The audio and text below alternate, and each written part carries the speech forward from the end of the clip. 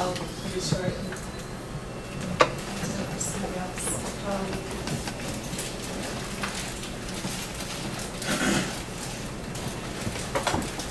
Na'amakua mai ka hiki a ka wakau, mai ka hoku i a ka hala vai. Na'amakua mai ka hina kua a ka hina alo, i a kua i ka rekau. The chant, it's called Nahaku, and it's calling to your ancestors. And it's calling from the rising of the sun to the setting of the sun, from our zenith to that beyond the horizon. It's calling to the ones in front of you, and it's calling to the ones behind you, it's calling to the ones beside us. And it's kind of a long chant, so I won't do the whole thing, but for me, I love this chant. I love it, I love it, I love it, because I know I'm never alone.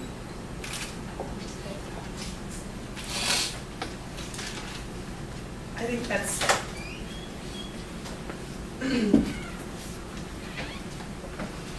one thing that we really heard throughout this week, is to find that connection, and to find our roots, and to know who they are, and what they did, because they're part of you.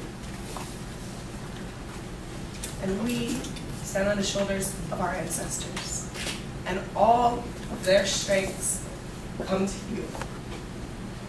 They lived their lives, and they learned, and they observed, and they kept that in them, and that was in their hearts, that was in their souls, that was in their DNA, and that's in you.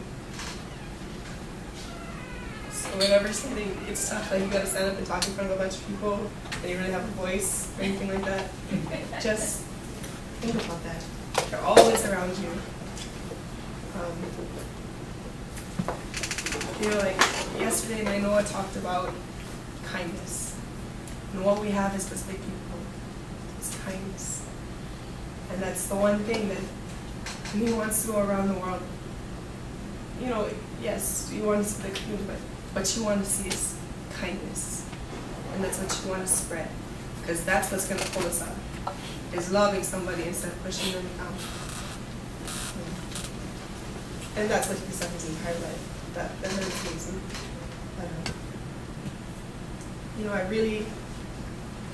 I really like what Herb says. He says that, the journey is about the destination. The journey is the destination. Like it's not really about where you're going. It's about what you're doing along that way. It's about learning about everything as you go. I really like that. And one thing that I learned when I was here as a judge, we asked us, who are you? So I called her my auntie, and she gave me the abridged version, which is like 5 generations, which is like super cool. I was like really excited about that. Then I called my dad, and he gave me the version that went all the way back to me. And it's, I'm the 25th generation. And what I learned from my family is that, I grew up in Panapa, I grew up in Hilo, but my family's from Maui. And so a lot of times there's a disconnect even there. Like if you ask somebody from Keaukaha, or if you ask somebody who says, oh, they're from Keaukaha, and you ask them what is their family? Are you really from Keaukaha, or do you live in Keaukaha? So what I learned from my genealogy is that I am from Hilo. And it took me 9 generations, but I'm from Hilo, and I'm from Kohala, and it's Big Island, and it's me, and it's what I love.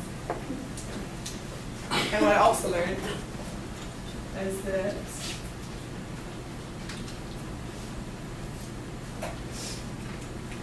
my Tutunan and Tutuahine, they lived, this is like, I guess the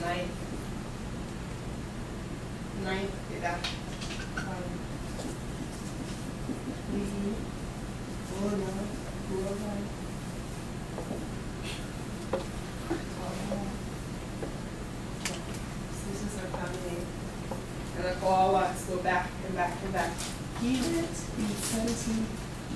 1986. And he died in 1886. He was 100 years old in that time. And his wife, Nahaku Kalei.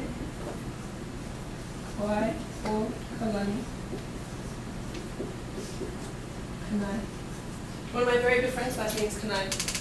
Didn't know that. She was born in 1788, and she died in 1884. She was 96 years old. And there are others just like this. To me, that just speaks to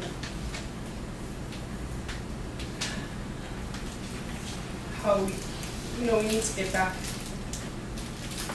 to the land so we can make ourselves healthy, because there's work to be done.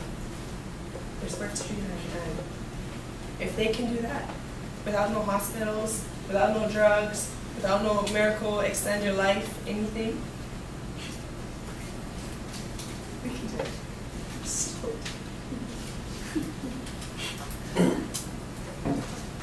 I guess that's what I'm gonna wrap it up. Thank you so much for everyone who has brought me here today. Thank you, thank you, thank you. Thank you so much. It's really, really amazing.